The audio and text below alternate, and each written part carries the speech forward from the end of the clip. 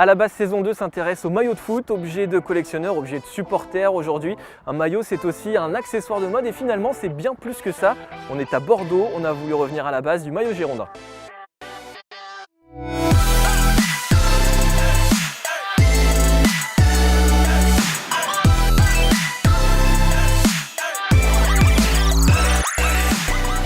Julien, les Girondins, l'histoire commence en 1881. Après, les Girondins deviennent vraiment ce qu'ils sont plus ou moins aujourd'hui dans les années 30, avec surtout les deux symboles, le marinet blanc et le scapulaire. C'est comme ça qu'on représente le maillot girondin. Effectivement, alors ce qui est assez intéressant de voir, c'est qu'à l'époque, aux époques, années 30, 40, voire 50, plusieurs clubs utilisent ce V, ce fameux V, le chevron. On appelle ça le chevron, notamment en dehors de Bordeaux. C'était très à la mode dans les années 30 aussi. C'était très à la mode. Lille jouait avec, évidemment avec ce V, mais il n'y a qu'à Bordeaux qu'on appelait ça le scapulaire. C'est un symbole très très fort pour les Girondins de Bordeaux. Il y a le marine, il y a le blanc, mais il y a aussi ce scapulaire qui est très important. Alors François, toi tu fais partie des joueurs emblématiques des Girondins de Bordeaux, tu as connu la grande époque des années 90, tu as connu l'épopée en 96, le titre de champion en 99, donc tu sais ce que ça représente de porter ce maillot bordelais et justement qu'est-ce que ça représente? Pour moi qui suis né ici, c'est une fierté, inévitablement. La référence Bordeaux, c'était chic, bleu marine. Pour moi, plus que le scapulaire, qui est revenu donc à une certaine époque, pour moi voilà, ça demeure le bleu marine pour moi les Girondins. Les marinets blancs, c'est les couleurs officielles.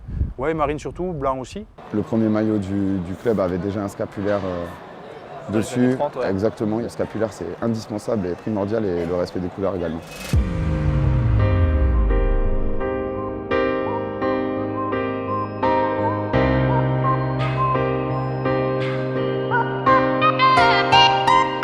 Le scapulaire, par contre, dans les années Claude Besse, dans les années 80, début des années 90, on rappelle que Claude Besse c'est le grand président des Girondins de Bordeaux qui était le grand ennemi de Tapie et de l'Olympique de Marseille. Claude Besse, lui, il a enlevé ce scapulaire pourtant. Exactement, alors c'est le paradoxe un peu avec cette envie qu'ont les supporters et les gens qui suivent le club d'avoir le scapulaire, c'est que finalement les plus belles années récentes de l'ère moderne sont sans scapulaire. Dans les années 80, le scapulaire est enlevé par Claude Besse, même s'il y a un V assez important au niveau du col, où ça marque un peu le scapulaire, mais il n'y a pas de scapulaire. Et pourtant, les Bordelais sont plusieurs fois champions de France. Ils vont jusqu'en demi-finale de la Ligue des Champions, anciennement la Coupe des clubs champions. Et puis, c'est vrai que les Bordelais sont peut-être, dans les années 80, allez, on va dire en 85 notamment, peut-être la meilleure équipe d'Europe à ce moment-là. Donc, c'est sans scapulaire, donc c'est un paradoxe. C'est le genre de truc qui, aujourd'hui, nous ferait bondir. À l'époque, on n'avait pas le même poids au sein du club, la même capacité de pression et d'écoute. Donc forcément, on n'a pas pu à l'époque avoir notre mot à dire. Mais aujourd'hui, c'est sûr que si ça arriverait, on combattrait ça de pied ferme. Et l'histoire dit que Claude Besse a enlevé le scapulaire pour pouvoir ajouter un sponsor. On Oui, est déjà dans le mercantilisme. C'est vrai, effectivement, avec le célèbre Malardo qui était sur le scapulaire. Et ce logo est un logo en demi-cercle. Comme le scapulaire est censé venir comme ça gênait. Donc Claude Besse a dit, vous savez quoi, le sponsor c'est le plus important, c'est ce qui ramène de l'argent au club. Donc on va mettre le Malardo et ce logo et on va enlever le scapulaire. Mais de toute façon, quoi qu'il arrive, dans chaque logo des Girondins qui ont traversé le temps, le scapulaire est là.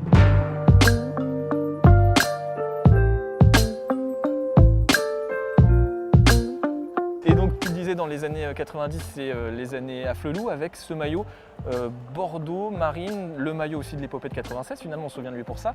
Un maillot qui n'a pas spécialement été beaucoup apprécié parce qu'il n'y a plus le scapulaire, parce qu'on n'est pas dans les couleurs originales, c'est ça? Exactement, et là aussi paradoxalement aujourd'hui ça revient au bout du jour parce que la boutique revend ce maillot qui est un maillot légendaire puisqu'ils sont allés en finale de la Coupe d'Europe avec, de la Coupe de l'UEFA, aujourd'hui l'Europa League. Mais c'est vrai que quand Afflelou prend en main les Girondins, il décide de mettre la couleur Bordeaux, voilà, il essaie tout, à juste titre, il dit pourquoi ce club qui a un nom de couleur ne peut pas, et la ville aussi, ne peut pas mettre cette couleur qui est aussi la couleur du vin, etc., qui est important pour Bordeaux. Et donc il décide de mettre le marine et effectivement ce maillot sera légendaire aussi parce que mine de rien il n'y a pas le scapulaire, il n'y a pas les couleurs marine et blanche, mais ils vont en finale de Coupe d'Europe. Finalement c'est logique Bordeaux pour Bordeaux. Ouais, si ce n'est que, après il y a différentes nuances de Bordeaux. Moi le Bordeaux qui a été utilisé pendant le temps qu'il a duré, je ne le trouvais pas forcément top. Je préfère ton blouson par exemple. Mais voilà, le rayé, alors autant sportivement a marqué les gens, ça a été une épopée extraordinaire, ouais. Beaucoup de gens s'en rappellent, Milan, etc. Mais le maillot, ouais, franchement, pour moi, c'était pas. Il rappelle de bons souvenirs sportifs en termes d'esthétisme et de voilà, de couleur du club, pour moi, ça c'est pas du tout significatif, quoi. Bizarrement, cette épopée-là, le maillot, il nous a jamais. Alors peut-être que c'est avec l'épopée, mais c'est pas le maillot qui nous a le plus dérangé.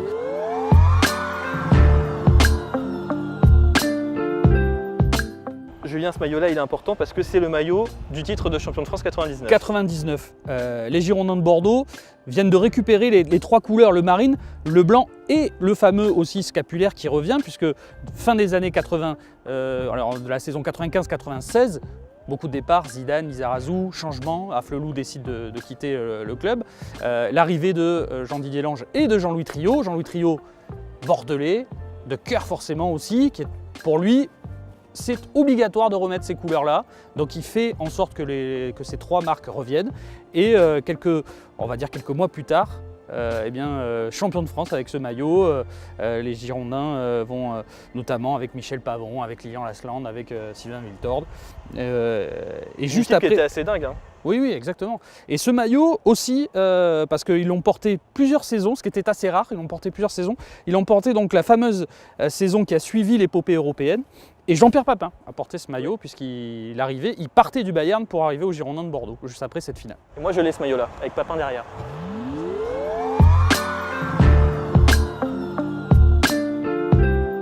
Tu fais partie de ces gens qui pensent que un maillot, ça doit aussi refléter une certaine tradition, et donc à Bordeaux, c'est marine et blanc, et ça doit pas être autre chose. Est-ce que tu fais partie de ces gens qui sont hyper attachés justement à ce que sur un maillot, les couleurs soient respectées? Ah ben évidemment.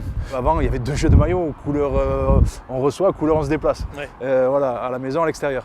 Et aujourd'hui, voilà, je pense que toutes les équipes ont 4 jeux de maillots, avec des choses où ça tranche, plus ou moins folkloriques, qui peuvent être réussis, c'est pas souvent le cas à mon goût.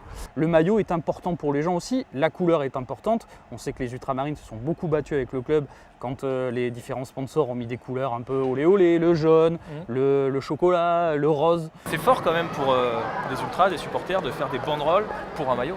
Ah ouais, mais c'est des choses normal. hyper importantes. On est les derniers, en gros, garants de cette institution des Girondins. Si c'est pas nous qui nous en occupons, si c'est pas nous qui nous mettons en avant, si c'est pas pour nous que ça a de l'importance, pour qui ça aura de l'importance? Ça aura de l'importance pour personne. Et c'est parce qu'on est les garants de l'institution qu'on se doit sur des choses qui sont vraiment intouchables, qui sont des choses sacrées comme le maillot et les couleurs du maillot, d'intervenir quand ça ne va pas et quand ça va trop loin. Il faut vivre avec son époque.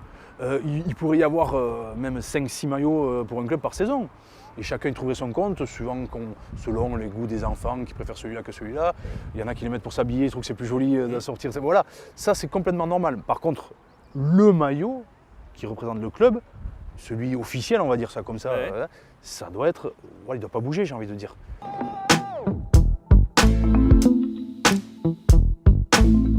C'est toute notre vie ce maillot, on vit tous les jours pour ce club et ce maillot. Donc. Déjà, ça représente une immense passion. Au-delà de la passion, c'est presque de la dévotion, une fierté, un palmarès. Voilà, vraiment, ça représente énormément de choses, le maillot des Girondins. Et le porter, c'est pas une chose banale. Porter le maillot des Girondins, quand on rentre sur le terrain, c'est avoir la capacité en 90 minutes de rendre plus de gens qu'il n'y en a dans le stade heureux. Parce qu'il y a plein de gens qui ne sont pas au stade, qui passeront une mauvaise semaine si les Girondins perdent.